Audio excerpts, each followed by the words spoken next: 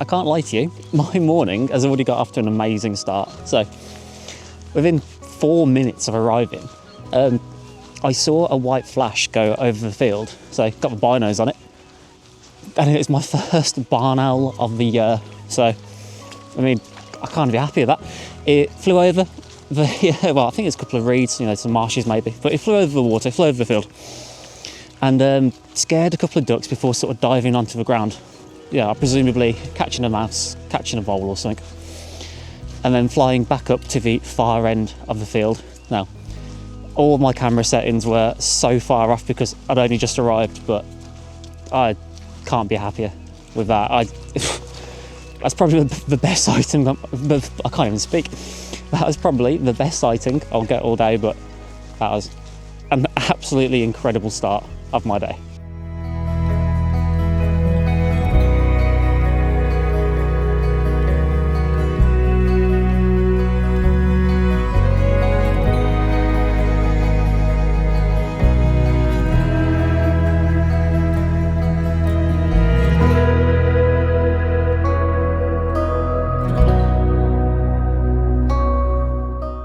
It's been no less than a minute since I did that last clip to camera, and I was standing here alongside this field just looking over, and I'm pretty certain I just had a Marsh Harrier on the top end of the field. Now, it was very far away, so I couldn't really get any photos. I could only get my binos on it for a split couple of seconds, and I only managed to get a tiny bit of video footage, but again, very, very far away. So I'm just walking on up this field while the Marsh Harrier, potential Marsh Harrier, is out of view as he just went over some woods.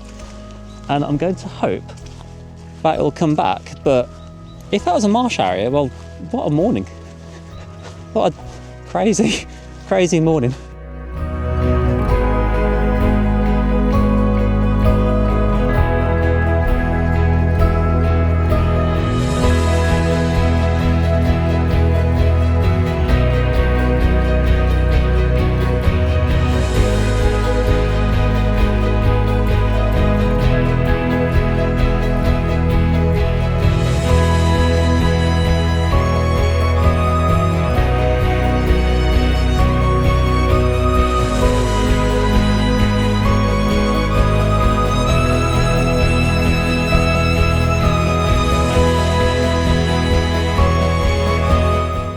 So this is where I need to apologise just a little bit.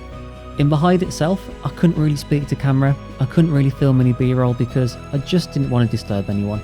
On top of that, it was also one of the noisiest, most echoey hides I have ever been in, so I didn't want to go rustling in my bag and again, disturbing everyone. But what a welcome RSPB Otmoor gave me.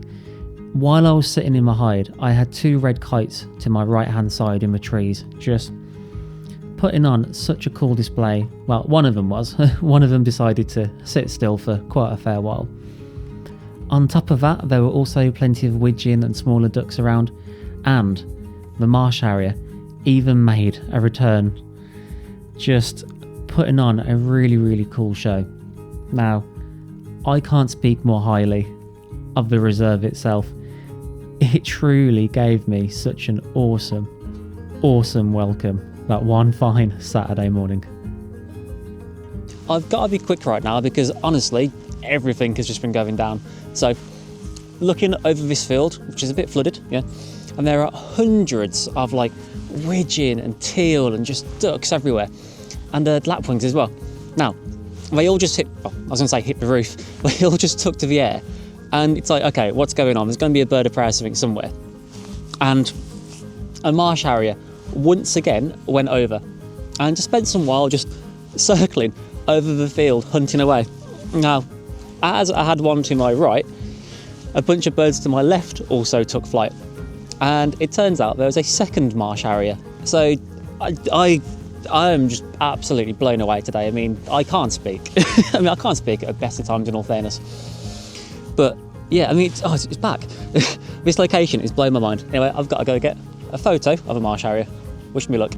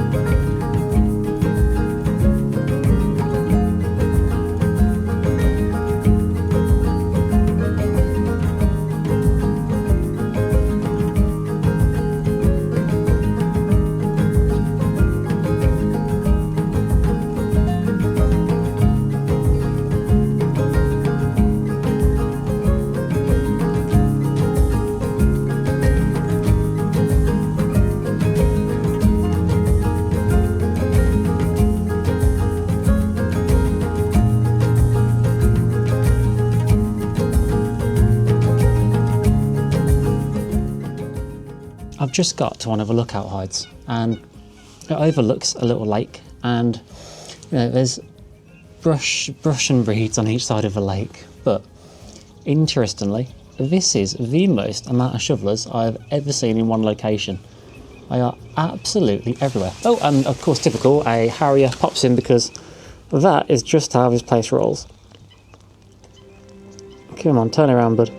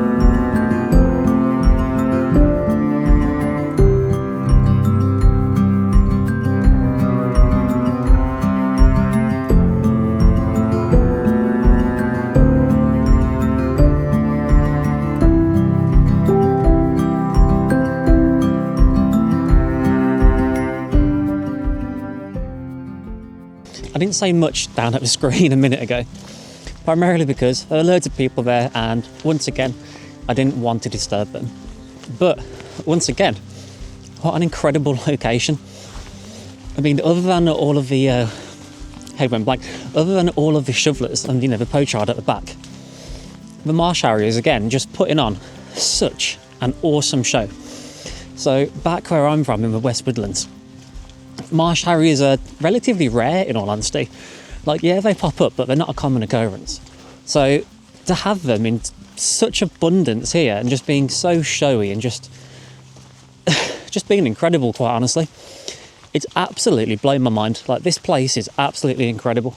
So, when I come to new locations, it's always a bit of a risk given my style of video. So it's not often I come with particular birds in mind. It's very much a let's go birding kind of deal. Sometimes we do well, sometimes we don't. And when I go to a new location, there's always that risk because I don't have that insider knowledge. I don't know the land. So there's always a good chance that I might just miss absolutely everything. But today, again, incredible. Absolutely incredible.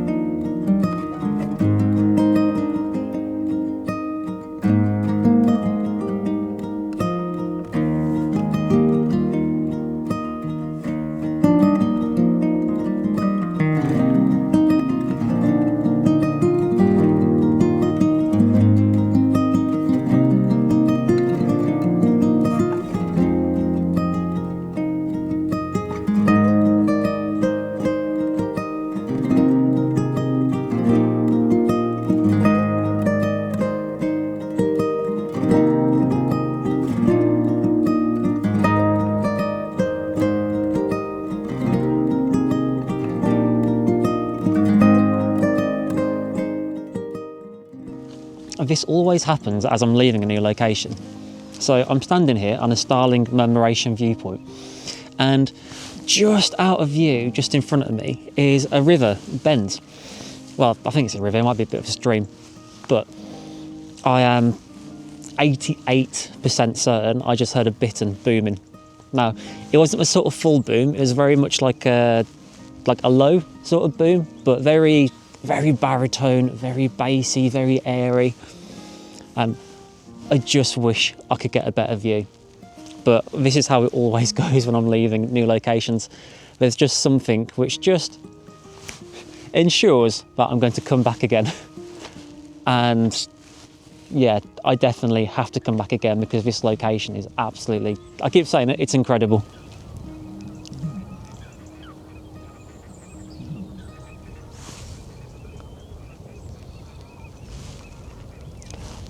I really hope the camera, well, my microphone picked that up. But with that potential bittern booming, I just want to say thank you so much for joining me here today. So please like, comment, subscribe, and I'll see you in the next one.